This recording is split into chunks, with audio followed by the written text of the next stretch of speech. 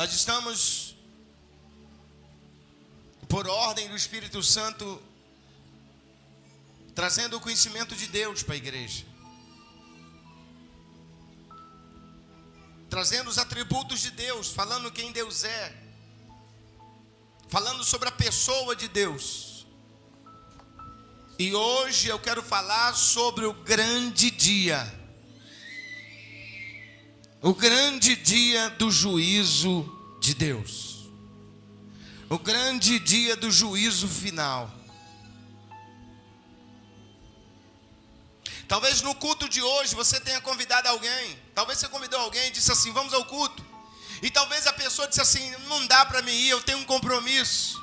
Ela se esquivou de vir. Mas eu quero te dizer que nesta noite, nesta reunião de hoje, ela pode dar desculpas e não vir. Mas na reunião do juízo final, ela vai ter que comparecer. Na reunião de hoje, muitas pessoas se sentiram cansadas e não vieram. Mas a reunião do juízo final, todos, independentemente da forma que estiverem, vão ter que comparecer nesta reunião.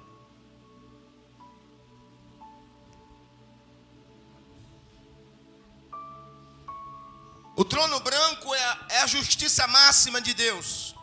É o juízo final, onde Deus vai dar um basta na impiedade do mundo.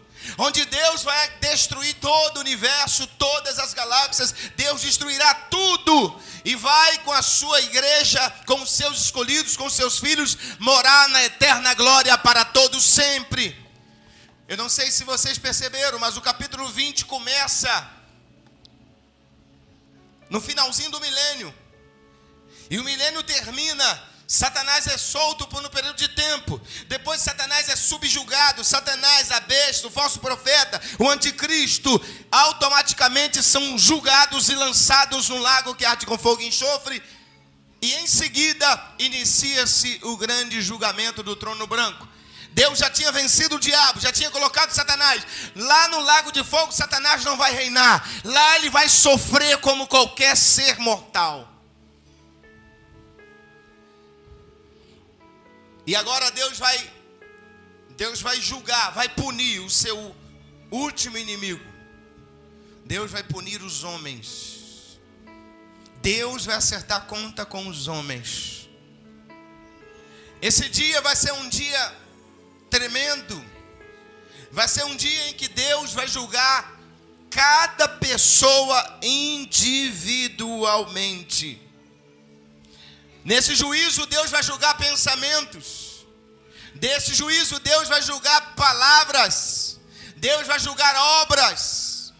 Sabe aqueles pensamentos que você pensa e que acha que ninguém sabe? Deus sabe.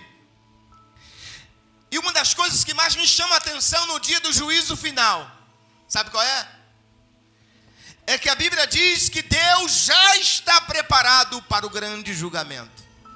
O que isso significa? Que Deus já está preparado. Significa que Deus já tem tudo o que Ele precisa para punir, para corrigir, para condenar aqueles que estarão diante do seu trono. Os juízes de hoje levam um tempão para tentar recolher provas. E às vezes as provas que tem são falsas. Mas o justo juiz, ali já está dizendo, qual era a cor do trono? Qual era a cor do trono? Repita comigo, o trono é branco. Sabe o que significa trono branco? Santidade, justiça absoluta. Não vai haver nenhum tipo de negócios. Não vai haver acordos. Não vai haver alianças. O trono é branco. Ele é santo, o que está sentado é santo. Não vai haver negociações. E Deus já tem todas as provas, desde o dia que você nasceu até o dia que você vai morrer. Deus tem a sua vida toda registrada lá em cima. Deus, como eu disse semana passada, o ser humano chega a pensar, pode catalogar até 30 mil pensamentos diários. Imagine você, 30 mil pensamentos por dia você consegue catalogar. E esses 30 mil pensamentos estão registrados no céu, que todo dia você pensou, quer seja bom ou quer seja ruim. Deus já tem todas as provas, já tem tudo sobre você, tem tudo sobre nós. Não precisa de ninguém chegar lá. e dizer: Senhor, eu tenho as provas que incriminem o Heraldo. Deus já tem todas as provas que ele precisa. Mas deixa eu dizer uma coisa: quantas pessoas têm medo do Apocalipse? Quantas pessoas têm medo de ler o Apocalipse porque dizem que é um livro de figuras, de difíceis interpretações? Que nada. O nome já diz Apocalipse, revelação. Se é revelação, não tem nada escondido, está ali, está explícito. Deus abriu o jogo e mostrou para nós tudo o que vai acontecer. Está tudo escrito, e o que vai acontecer ali, vai acontecer e ninguém pode evitar. Para muitos eruditos, o livro do Apocalipse é reconhecido como o desdobramento. Para outros é a retirada do véu. Eu também penso, particularmente penso, irmãos, que o livro de Apocalipse é um livro de mistério. É um livro de majestade, mas também é um livro de muito tormento. Porque ali Deus nos mostra o estágio final dos ímpios, que para todos sempre serão apertados por Deus, serão punidos por Deus. E uma das coisas que eu tive pensando ao meditar nessas palavras: se há mais de 1 milhão de caminhos que levam o homem ao inferno, não existe um que tire o homem de lá. 1 milhão de caminhos que levam o homem para o inferno, e não existe um sequer que tire ele de lá. O inferno não existe saída. O inferno não existe escape. O inferno não existe escapatória. Deus fez o inferno muito bem feito. Deus preparou o lago de fogo muito bem feito. Nem o próprio Satanás vai conseguir sair de lá. Então, se existe 1 milhão de caminhos que Satanás coloca na sua frente, que te conduz ao inferno, deixa eu te lembrar: não existe um para você sair de lá. Não existe saída do inferno. Se no céu a canção que é cantada lá todo sempre é: digno é o Cordeiro de receber glória, honra, louvor, majestade, porque com seu sangue comprou povos de nações, tribos e línguas. Se no céu essa canção não se para, existe uma outra canção que é cantada no inferno, e é esta: acabou a cega, findou o verão, e nós não conseguimos ser salvos. E eu sugiro a vocês um conselho, a vocês que estão aqui essa noite. Diante de um mundo tão perverso, diante de uma política corrupta, diante de uma política imoral, diante de uma população imoral que nós vivemos, diante de tantas coisas que estamos vendo, diante de uma economia falhada, destruída, esfacelada, eu aconselho a vocês a lerem Apocalipse 17, 18 e 19 esta semana. Diante de tudo isso que nós estamos vendo, eu aconselho vocês a ler esses 3 capítulos de Apocalipse essa semana. Leiam e vocês vão ver. O livro de Apocalipse também tem uma particularidade. É o único livro que tem essa particularidade, que no capítulo 1, versículo 3, Deus diz assim: bem-aventurado aqueles que leem, aqueles que ouvem e aqueles que guardam as profecias deste livro, porque o dia ou o tempo está próximo. Olha como esse livro é diferente, porque ele fala do grande dia do julgamento de Deus, o lago de fogo, aonde já está o falso profeta, a besta e o dragão, a antiga serpente. E nós vamos comparecer diante de Deus.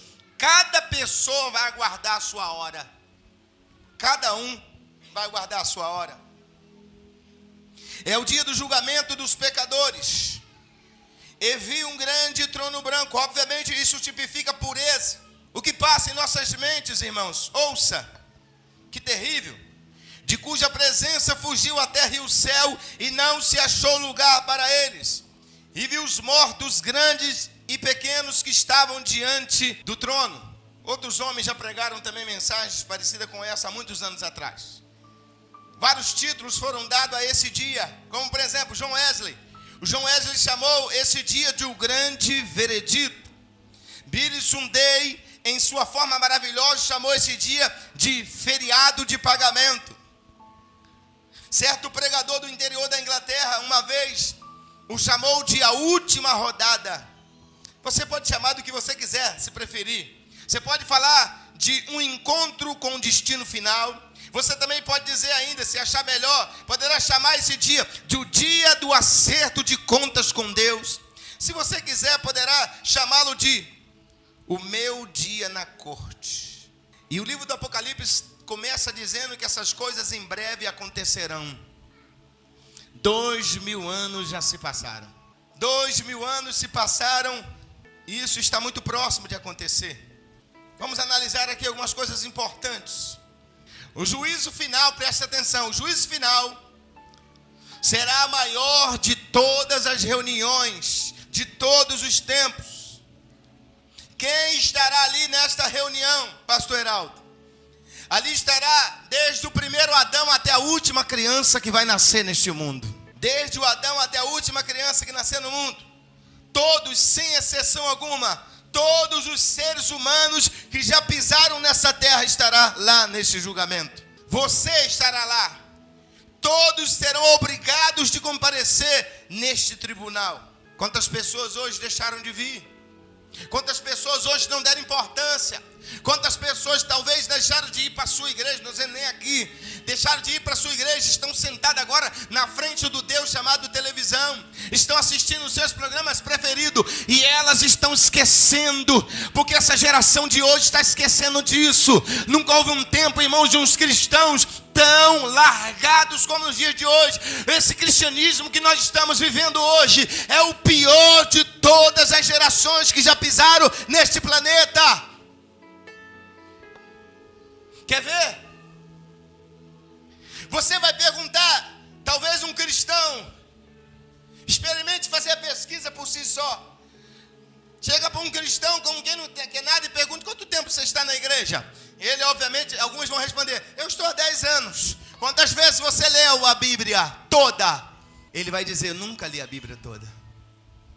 Como é que pode você viver 10 anos dentro da igreja e nem sequer leu a Bíblia uma vez? Que é isso? Ignorância. Não conhece Deus, é por isso que está aí tantas coisas acontecendo no seio da igreja, tantas sujeiras, imundícias, porque não conhece o Deus que estão servindo.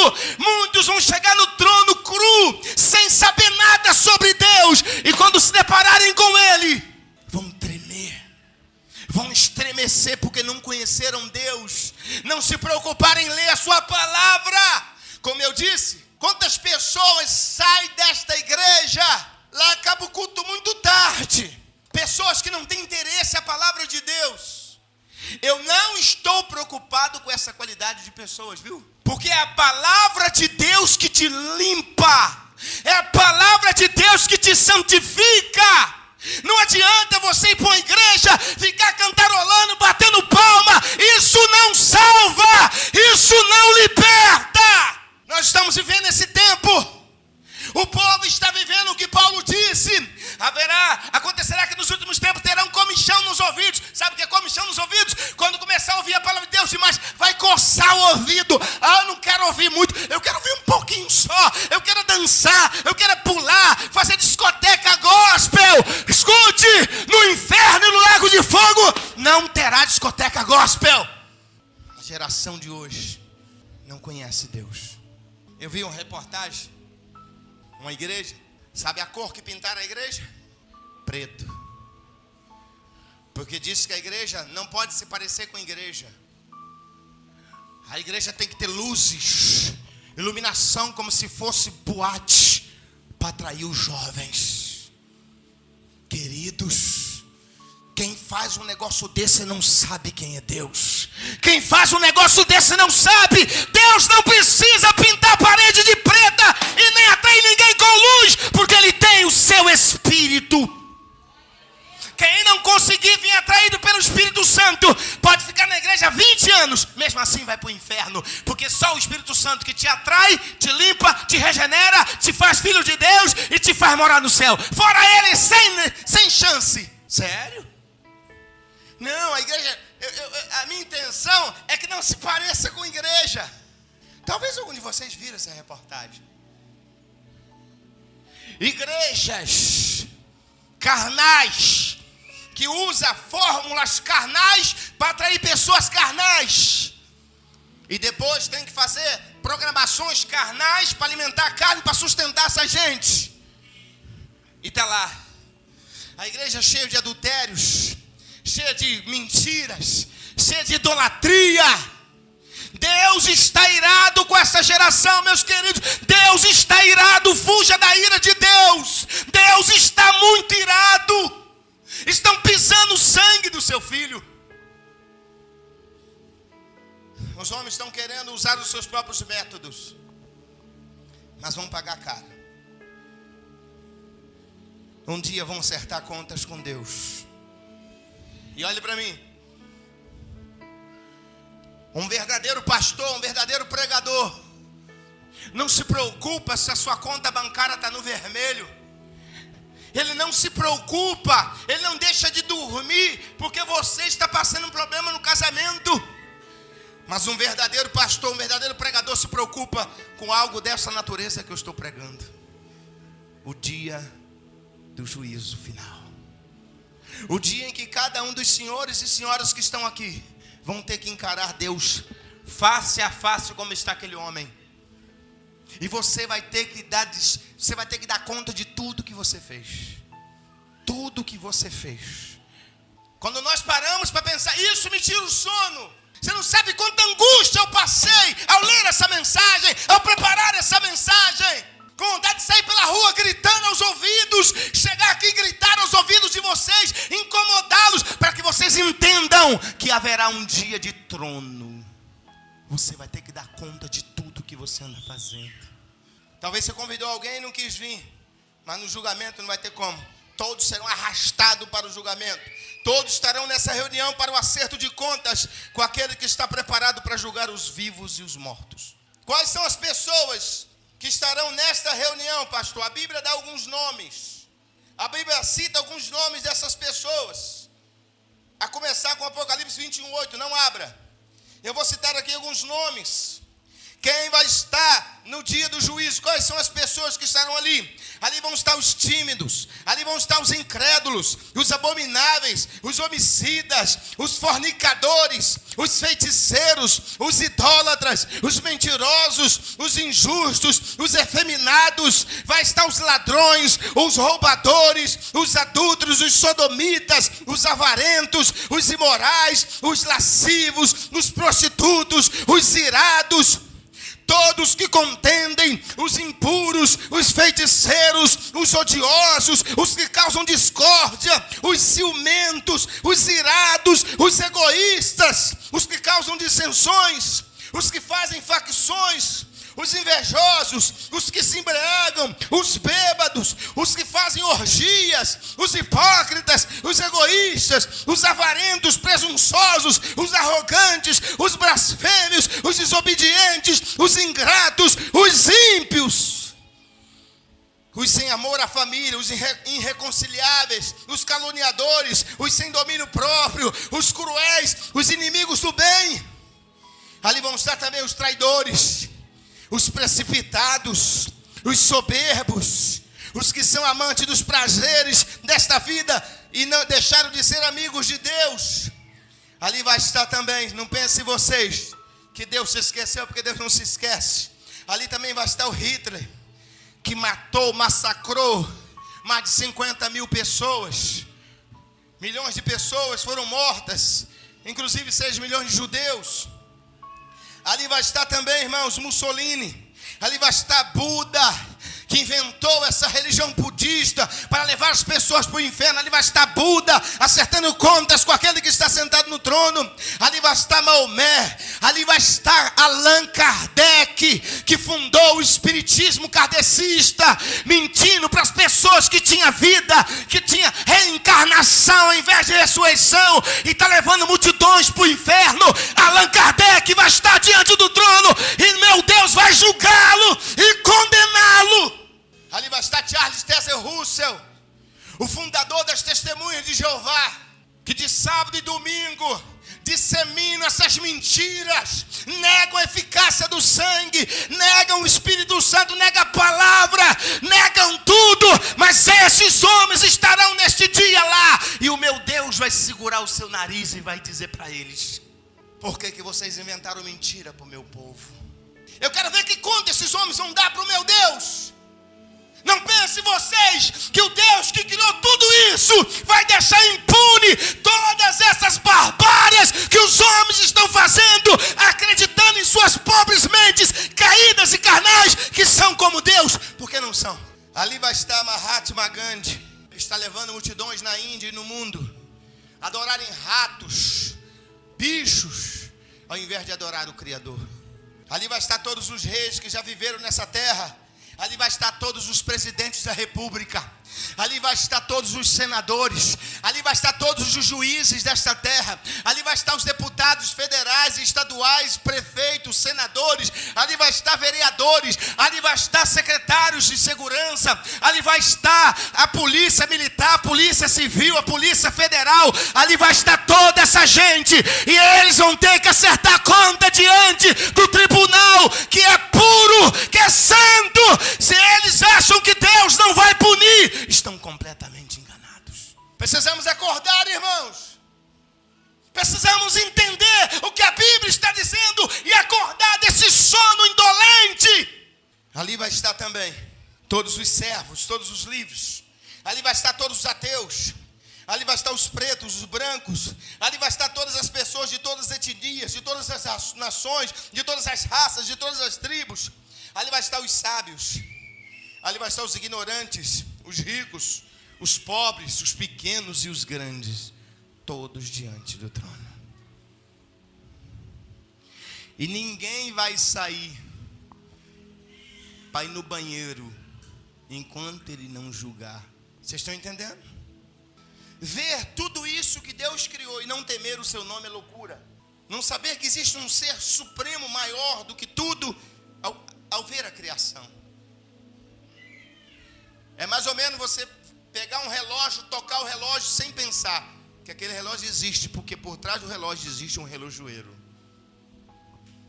Atrás dessa criação existe o Criador, que criou todas as coisas para a sua glória.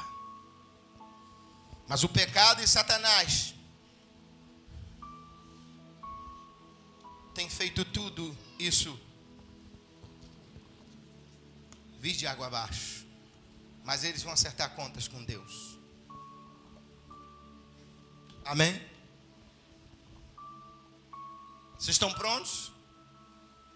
Estão ou não estão? Eu estou nas preliminares ainda.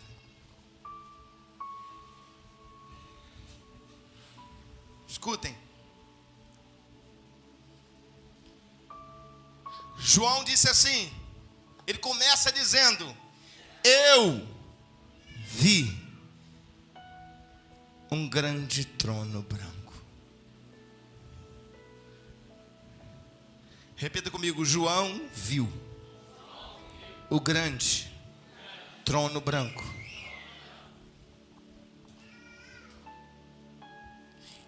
Eu creio que é por aqui que a gente tem que começar, irmãos.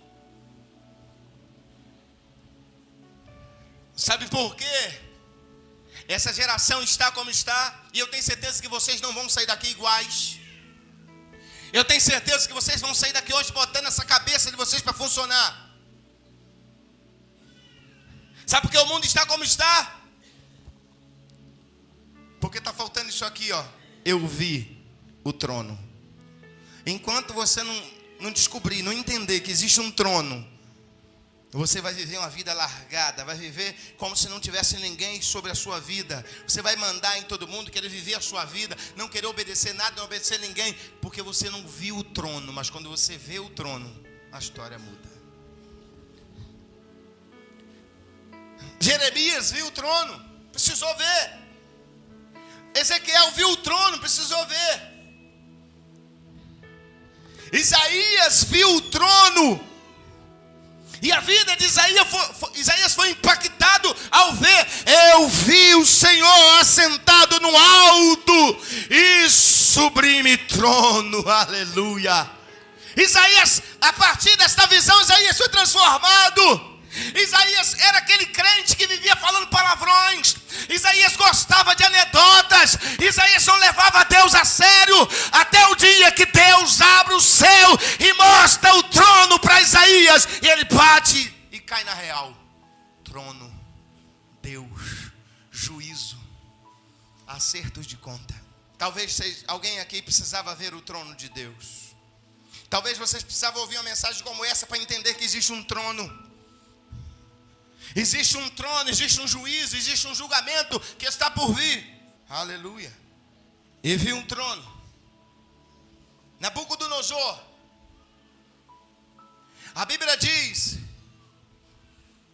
lá em Daniel, que Nabucodonosor fez isso, ó. Quando ele levantou a cabeça, olhou para o céu, voltou o sentido. Ele estava sem sentido. Ele estava como louco. Mas o sentido dele só voltou quando ele olhou para o céu. O seu sentido, irmão, só vai voltar para a sua vida quando você olhar para o céu e entender que vai ter um trono. Tem um trono ali no céu que você vai ter que prestar contas. Quer você não, quer você queira, quer você acredite ou não, quer os ateus digam que sim, que não, quer os teólogos acreditem ou não, quer as pessoas acreditem ou não, quer você aceite ou não, haverá um dia, haverá um trono, e esse trono Deus vai julgar com justiça. Talvez se você vê o trono como Nabucodonosor viu, ele disse, os meus sentidos voltaram. Aleluia. Escute, aqui está. Nabucodonosor, olha o que ele disse. Abra sua Bíblia rapidinho em Daniel. Eu tenho que ler esse texto. Daniel, aleluia. Depois de Ezequiel, capítulo 4, 36 e 37. Diz assim: no mesmo tempo, quando ele olhou para o céu, me tornou ouvir o meu entendimento, e para a dignidade do meu reino tornou-se a vir a minha majestade, o meu resplendor, e buscar os meus capitões, os meus grandes, e fui restabelecido no meu reino, e a minha glória foi aumentada. Agora, eu, Nabucodonosor, eu louvo, exalço e glorifico ao Rei dos céus, porque todas as suas obras são verdades, e todos os seus caminhos juízo, e pode humilhar todos que andam na soberba. Ele estava comendo capim durante 7 anos, mas por um dado momento ele olhou para o céu. Ele pôde olhar para o céu, ele olhou para o céu e o entendimento dele voltou. Ele estava vivendo como um animal porque não estava olhando para os céus. É assim, irmãos, quando a gente deixa de olhar para o céu e de entender o Deus que está lá em cima e das contas que vamos ter que prestar, nós vivemos pior do que os animais. Fazemos coisas que nem os animais faziam. Ele diz, o meu entendimento voltou porque eu olhei para os céus. Irmãos, está na hora de você olhar para o céu. Está na hora de você ver que existe um trono, existe um juízo, um julgamento. E Deus não tem como você chegar lá e dizer que você é parente de fulano, de ciclano. Com Deus não tem isso. Amém? Essa geração está vivendo como estamos vendo. Fazer igreja como boate. Vocês concordam? Pintar a igreja de pretinho? Eles estão pensando no bem-estar das pessoas e não no bem-estar do Deus, dono da igreja. Vocês estão pensando que absurdo? É uma igreja aqui por São Gonçalo, uma igreja conhecida, mas que abriu agora em São Gonçalo. Deixa eu dizer uma coisa para vocês aqui. Deixa eu sair da introdução. Presta atenção. Diz assim: e vi um grande trono branco. João viu, olha para mim, olha o que ele viu, grande, grande, diga comigo, grande. Por que João frisou que o trono era grande? Por que o trono é grande? Ele não está falando, irmãos, aqui de uma cadeira maior, enorme aquela cadeira, eu nunca vi na terra igual, aquela cadeira é grande, não. Grande aqui está falando da grandeza, da magnitude daquele que está sentado no trono. Trono aqui fala da majestade, da grandeza, da glória do Deus que está sentado naquele trono. Grande aqui fala da extensão do seu domínio, da extensão do seu poder, o Deus criador de todas as coisas. Grande aqui fala da sua magnitude, da sua grandeza. Dá para vocês entenderem isso? Ele podia dizer, eu vi um trono. Por que ele diz, eu vi um grande? Já parou para pensar que o trono de Deus é grande? É grande porque é eterno, é grande porque é santo, é grande porque é justo. Outra coisa, eu vi um grande trono. Grande trono. Repita comigo, João viu um grande. Você já sabe o que significa. E ele disse que viu um trono. Diga comigo, trono. Sabe o que ele quis dizer quando viu um trono? Governo. Governo. Trono fala de governo. Trono fala de justiça. Vocês estão me compreendendo? Trono fala de justiça. Irmãos, quando se fala da justiça de Deus, temos que deixar em aberto, assim como João fez. João falou que o trono era um trono grande. Por que João fala isso? Porque a mente e a capacidade humana não consegue compreender a imensidão disso. E por isso, por não entender, não se pode explicar o que não se compreende. Por isso que João falou só, o trono é grande, é branco. Porque ele não dá, a mente não dá. Simplesmente não há palavras na linguagem humana para descrever. Porque a nossa linguagem não é forte o suficiente para isso. Para falar de uma grandeza, algo tão imenso como é a justiça de Deus e a santidade de Deus. Do brilho, da brancura reluzente da justiça de Deus. Que nem mesmo os anjos podem parar diante dela sem cobrir-se. E a Bíblia diz em Hebreus, capítulo 1, versículo 7, o trono de Deus é tão branco, tão reluzente, tão brilhoso, tão grandioso, que nem os anjos que estão diante dele, nem os anjos que convivem lá, podem chegar e olhar para o trono. Os anjos, quando chegam lá, sabe o que eles têm que fazer? Eles cobrem o rosto, porque não conseguem olhar para a grandeza daquele trono e daquele ser que está sentado no trono. Eles cobrem o rosto, porque não podem ver. E imagine, Hebreus 1:7, os seres que ali são chamados de fogo. Estão queimando, não pelo próprio fogo, mas pelo reflexo deste glorioso, terrível, magnífico Deus e a sua justiça. Este trono é que vai julgar você. É branco, sem mácula, sem defeito. Não é de cor incerta. Acordo não serão feitos com você, irmão. Você será julgado puro, branco, quente e santo caráter de Deus. Agora, quando vemos este trono, podemos entender muitas coisas. Este trono do capítulo 20, escutem. Quem já leu a Bíblia ou quem já leu o Apocalipse, existe um outro trono ali também no capítulo 4 de Apocalipse, versículo 2 e 3. Existe um trono ali também. Só que não é o mesmo trono que eu estou falando. Porque o trono do capítulo 4 de Apocalipse, quando aparece o trono ali, diz a Bíblia, e tinha sobre ele um grande arco-íris. Não é o mesmo trono, porque o trono branco não tem nenhum arco-íris brilhando sobre ele, porque o capítulo 4 está dizendo que Deus quis fazer aliança com os homens. No capítulo 4 tem seres viventes, tem adoradores, tem anjos. Mas no capítulo 20 do trono aqui não tem anjos. Por que não tem anjos? Porque não vai ter promessas, não vai ter arco-íris. Não, vai ser seco.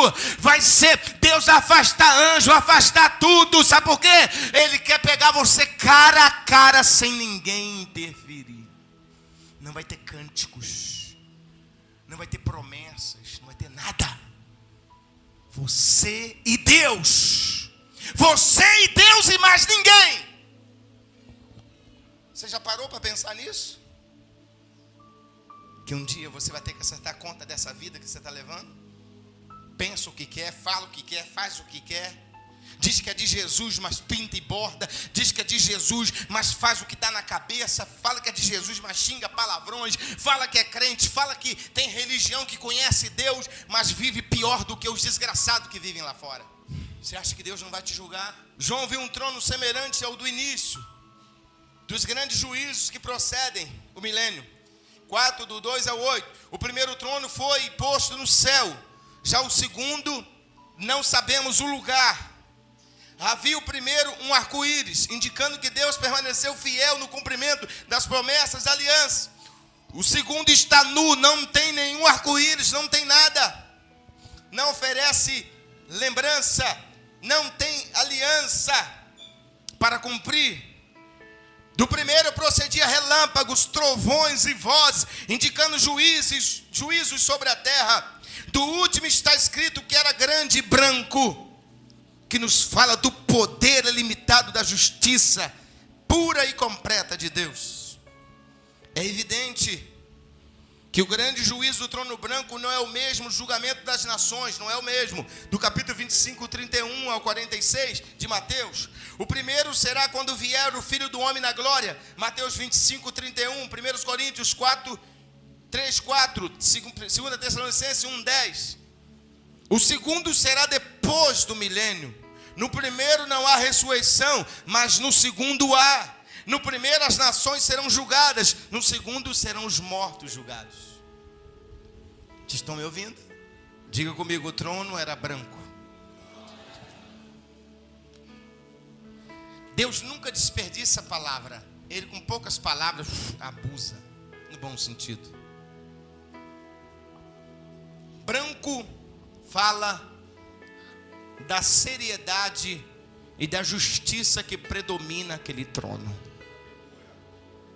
Tudo que vai acontecer ali é puro e justo. Ninguém irá para o inferno e depois para o lago de fogo porque Deus é injusto. Não. A brancura do trono, o trono branco e reluzente, simboliza a santidade de Deus, a pureza de Deus, a justiça de Deus que não falha, do brilho da santidade de Deus. O trono é branco, resplandece de pureza e de santidade. E o que exige justiça e castigo, julgamento e purificação e retribuição. Tudo isso descreve uma cena fora da história da humanidade. É o juízo final.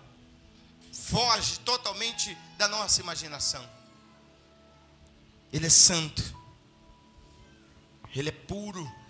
Não haverá acordos. Não haverá, irmãos, nada, ninguém para te atrapalhar diante do trono, ninguém. Deus vai julgar a todos. Escute, você já pensou nesse dia? Você já pensou que um dia você vai ter que dar conta a Deus? Já pensou nisso? Olhe para mim, gente. E vi um grande trono branco, e o que estava diante, o que estava sobre ele. Quem estava nesse trono? O grande Deus Criador. O grande Deus Provedor. O Deus que Satanás estremece só de pensar nele. O poder de Deus é tão grande. A santidade de Deus é tão grande. Escute o que aconteceu aqui, porque aqui eu vou parar. Semana que vem eu volto aqui. Pá. Vou deixar vocês ir para casa com gostinho de quero mais. Escutem. Imagine a cena. O trono descendo.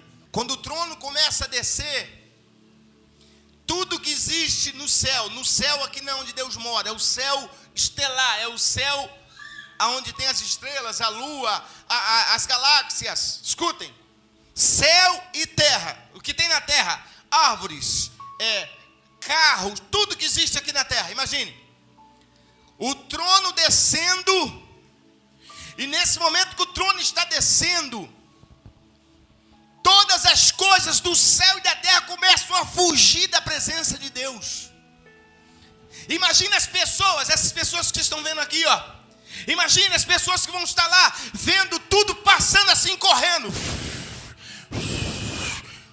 Vendo as estrelas passando, as galáxias, vendo as coisas grandes passando, e elas estão pensando assim: vem cá, para onde nós estamos indo e por que isso está correndo? Nós estamos indo para lá e as coisas estão correndo para lá. Para onde essas coisas estão indo? Essas coisas estão fugindo da presença de Deus. Vai ser tão grande, tão terrível, que a natureza, as coisas vão fugir, não vão querer ficar perto. Fugiu de diante dele. Fugir aqui é fuga mesmo, irmãos. Não é se esconder, não é fugir desesperado e desenfreado. Quando o trono de Deus começar a descer, imagina as pessoas vendo árvores passando, vendo tudo passando, correndo.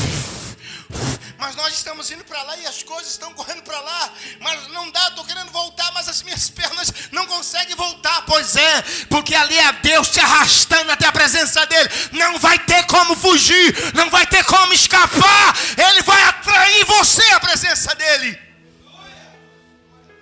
Já as coisas que Deus não quer perto dele, vai tudo fugir.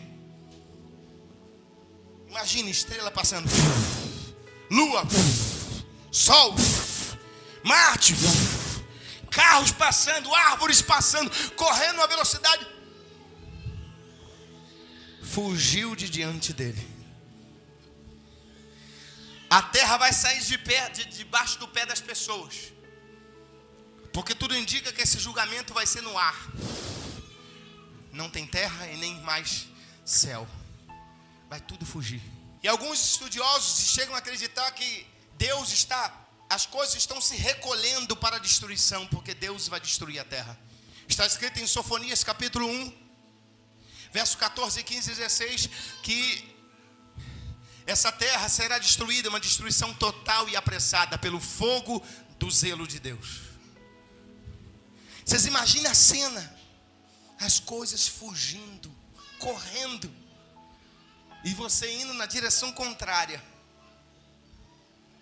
ao encontro daquele que está no trono te esperando. E isso aqui é tão certo, como você deu essa última respirada aí agora. E eu digo para vocês aqui para encerrar: vocês estão prontos para encarar ele? Vocês estão prontos para encarar ele? Como é que anda a vida de vocês? Quando a justiça máxima dele, o martelo dele vai bater e vai condenar. Eu quero que vocês saiam daqui hoje pensando: o trono, acertos de conta, juízo. Aí a minha vida está faltando juízo. Você tem que pensar. Vai ter um juízo e você está sem juízo. Vem na igreja quando quer, faz o que bem entende, vive aqui dentro, mas como se não vivesse, não tem comprometimento com Deus, não tem comprometimento com a obra, vem na igreja a hora que você quer, o dia que não quer não vem, está tudo certo, está tudo maravilhoso, eu sou dono do meu nariz. Deixa eu te dizer uma coisa: pode fazer tudo que você bem entender, sabendo que um dia você vai ter que acertar conta com ele. Um dia você vai acertar conta com ele. Cada dia que ele te deu, cada centavo que ele te deu, cada fôlego de vida que ele te deu, cada ano de vida que ele te deu, ele vai acertar contas contigo. Semana que vem eu volto aqui nesse ponto onde eu parei. Das coisas fugindo de diante da presença dele. Fiquemos de pé. Eu quero que você ponha a mão no seu coração e feche os teus olhos. E vi um grande trono branco. E vi também aquele que estava sentado sobre ele, que da presença dele fugiu terra e céu, e não achou lugar para eles. E vi os mortos, grandes e pequenos, que estavam diante do trono. Eu quero que você pense agora: se você morresse hoje, estaria pronto para encarar o tribunal? Começa a viver uma vida, irmãos, consagrada. Começa a fazer a vontade de Deus. Deus não está de brincadeira. Não vai com a maioria está brincando de crente, brincando de igreja, brincando de pastor. Eu não estou aqui brincando de pastor. Feche os teus olhos por um minuto. Eu quero que você faça uma reflexão a partir de agora. Um minuto, para você refletir sobre a sua vida. E se você partisse agora, que contas você ia dar diante dele? Ó Espírito Santo. Alabandori canta labarraça. Aleluia. Precisamos ver o trono. Eu quero convidar essa noite a você se desafiar. Convidar você a desafiar a você mesmo. E sair daqui hoje para mudar a sua conduta, mudar a sua forma de vida. E ver tudo que está na sua vida, que você sabe que Deus vai punir com rigor. Deixar a partir dessa noite. Deus quer atitudes. Eu vou orar. Senhor, meu Deus e meu Pai. Meu Deus, o que será, meu Pai, daquelas pessoas que não estão prontas para encarar esse dia? Estão vivendo a vida, desprezaram Jesus, pisaram no sangue dele, não se importaram com a igreja, não se importaram com a mensagem, não deram crédito. Porque o mundo aí fora, Pai, engana. Senhor, a tua palavra foi pregada e semana que vem eu vou voltar nesse assunto. É muita coisa, é muito forte para tentar falar em 30 minutos, meu Pai. E eu tenho certeza, Pai, que se eu fosse falar tudo aqui que eu teria que falar hoje, gastaria 1h30 ou mais. Domingo que vem, a metade dessas pessoas que estão aqui não viria. Porque sentem comichão nos ouvidos. E tu sabes, meu Pai, melhor do que eu. Por isso o Senhor, com a sua bondade, mandou que eu partisse a mensagem no meio, para que elas pudessem te conhecer. Toma essas pessoas em tuas mãos, meu Pai. Essa pessoa que não te aceitou ainda, essa pessoa que não aceitou Jesus para salvar a vida dele, dela, essa pessoa que não se arrependeu dos seus pecados, essa pessoa que está na igreja, mas está fazendo um monte de coisas erradas, meu Pai. Essa pessoa que está na igreja, mas não tem comprometimento, está na igreja e continua, meu Pai, nos vícios, enganados por Satanás. Faça essas pessoas se arrependerem, fugirem do pecado, do mundo, porque esse dia não tardará. Entrega a tua igreja em tuas mãos. E peço que tu não me cobre o sangue dos que aqui estão, Pai. Porque eu tenho dado o conselho